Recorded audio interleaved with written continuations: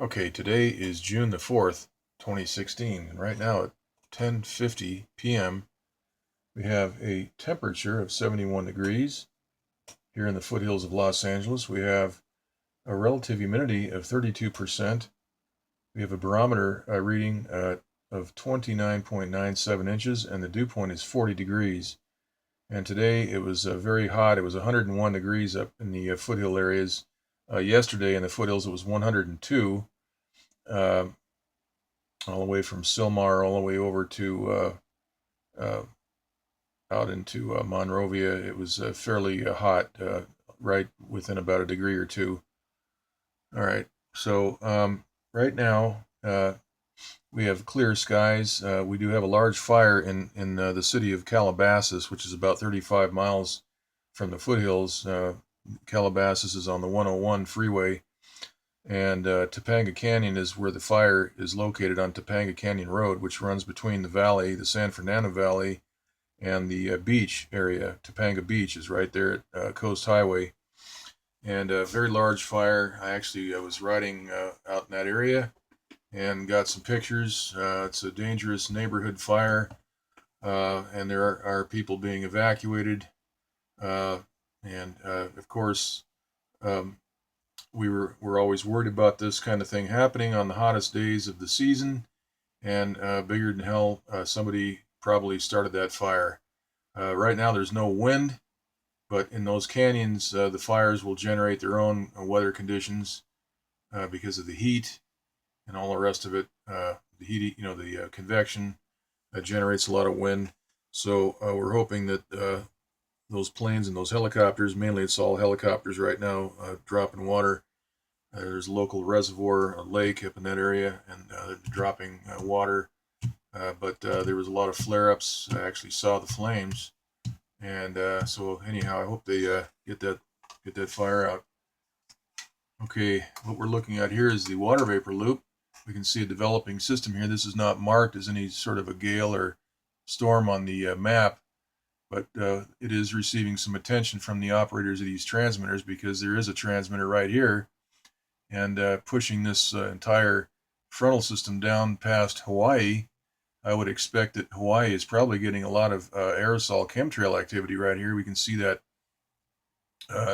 we can see that front passing right over the islands, and also we see the clockwise rotation from that transmitter. This is developing a clockwise pattern. We can see that up here as well, and so this whole thing is spiraling down right down over the top of Hawaii. Right here, we can see that, and it does look like they might be spraying some chemtrails right there. So if anybody's out there, I know there's a couple of people out that live out there that comment. I can't remember their names. Mr. Jammin, James Jammin, or something like that. But anyway, uh, we have this frontal system here. This trough of low pressure is moving towards the west coast, and we also have moisture indicated right here, which is moving right towards Southern California. So I would expect to see some chemtrail activity, some aerosols being sprayed in the skies tomorrow in the morning when we wake up and get up. We should be seeing chemtrails as a result of this approaching moisture field. The jets will be focused on spraying this area here. We'll take a look at that on uh, the MODIS Today map, or rather the SSEC water vapor map. Now, this disturbance down here has been dropped to a 40% chance of hurricane development in 2 days. This is being hit. We can see the blast pattern all the way around. They're hitting that, and they've been, this latest thunderstorm has been completely imploded, blown apart. Also, over here, we have another disturbance indicated. This has I believe, a 10 or 20% chance of formation right over here, and they're also working on this. We can see the blast pattern. We'll take a look at that. Let's look at the water or the infrared loop. We can see that trough of low pressure right here. This frontal system is moving towards the west coast. We have some moisture here. We'll see the chemtrails probably tomorrow, sometime in the morning, and we can see that blast pattern right down here on that disturbance. And so they are sort of just slowly taking care of that potential hurricane right there. Okay, let's look at the jet stream. We can see that there's an interruption right here in the jet stream indicated. We have that transmitter that's plowing a path south. We can see that. Let's go back to that again. Oops. You can see the break here in the jet stream. That's because there's a transmitter right in this area, and that's been pushing this whole trough down right over the islands. If we go back and take a look at the map once again, we can see what's happening. There's a transmitter right here, right in this area. That is causing a lot of violent weather right in this area because of the descending air. We've got low pressure trying to spin up, and we can actually see some clockwise rotation right here on this side of the system right here, and that's from all that high pressure. Same thing here, we can see the clockwise rotation. All right, let's go next to the western U.S. map. We can see the this low pressure system right here. Here we are at June 4th. If these guys weren't playing with our weather, we'd have nice, damp, rainy weather. We wouldn't be having fires here in Southern California on June 4th. We should be having a nice ocean marine layers every day for almost an entire month. We've got a low pressure right here, right over the Bay Area, right there. We can see part of that spinning. They've got a transmitter cutting off most of it. We can see the outline here. And then we have some of this moisture moving up from the tropics where these disturbances are located. This will likely be sprayed with chemtrails as it moves. And then we have a very large low pressure system right over Texas. We're going to take a look at that here shortly. Let's look at the rainbow loop. And you can see that moisture field moving right into Northern California and Oregon. Okay, let's look at the pressure map, sea level. This is the surface analysis map. This is that low that they're working on, that great big trough of low pressure right here. But there's nothing indicated if this is a gale or anything. This is just a 1008 millibar low indicated. And this is moving to the northeast. See some high pressure scattered around in the area. We do have a low indicated here with a trough that extends right down the coast of the United States. So a little trough right here of low pressure. And okay, let's go ahead and take a look next at the this here is the East Pacific water vapor loop, and we can see those two disturbances. By the way, you know, these have been thunderstorms like this have been bubbling up since April, but ever since June 1st, when the official hurricane season begins, they started identifying these as disturbances. These have been, like I said, these have been forming since around mid-April, somewhere right around that time, early to mid-April. We've been seeing these pop up, and of course they've been blowing them apart, but there's no indication that these are disturbances on the hurricane map.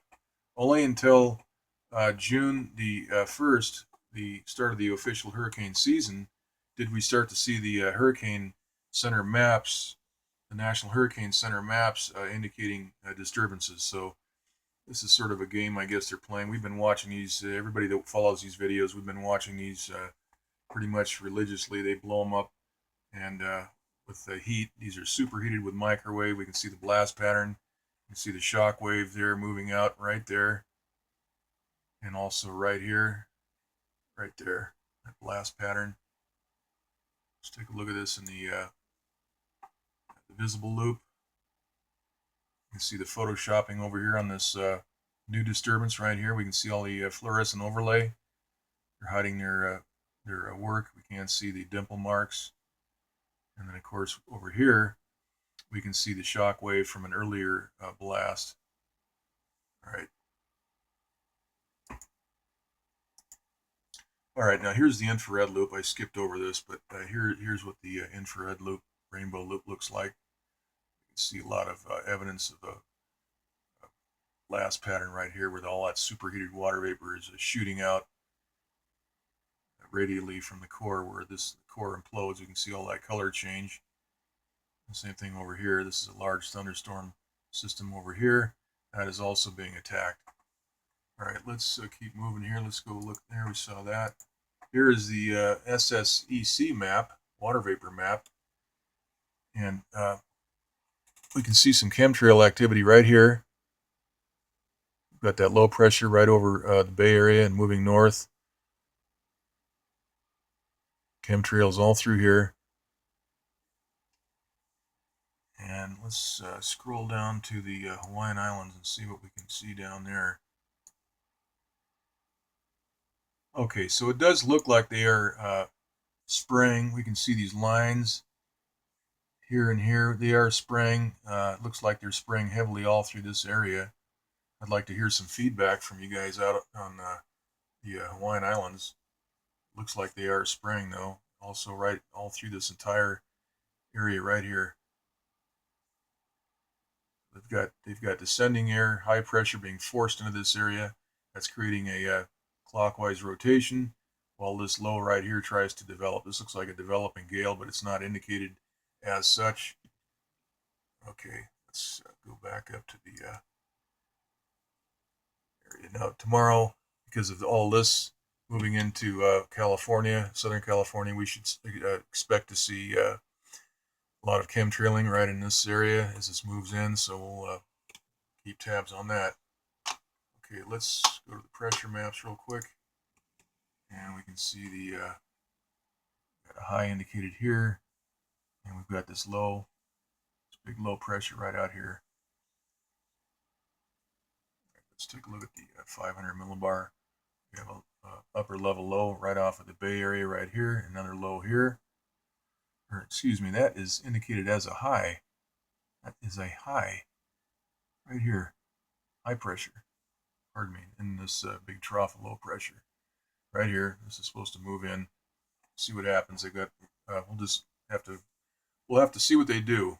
Okay, we can't forecast weather that's been. These guys are making the weather happen, so I'm not sure what their plan is. We'll have to wait and see. Okay, 300 millibar. Here's the low right over the Bay Area. You see high pressure here, and we have that trough right over here. All right. All right, next is the eastern U.S., and we do have some interesting stuff here.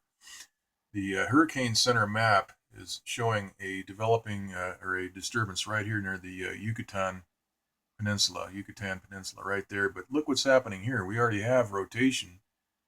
This looks much more organized than anything going on down here. We'll take a better look at this area here in a second, but this is a low pressure system. I think it's about 1,005 millibar.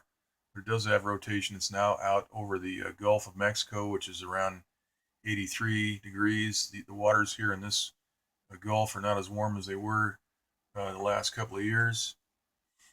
If we look at this in the rainbow loop, we can see some rotation here, and they're also blowing these apart. That one's being blown apart, and look at the big hole right here. Look at that open up. That is really amazing. Okay, let's look next at the okay,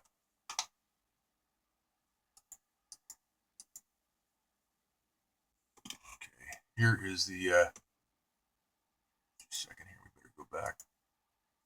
Okay, here's the pressure map. This is that low where we were just looking at right here. It's Texas, Gulf of Mexico, 1,008 millibar. Now as we look okay,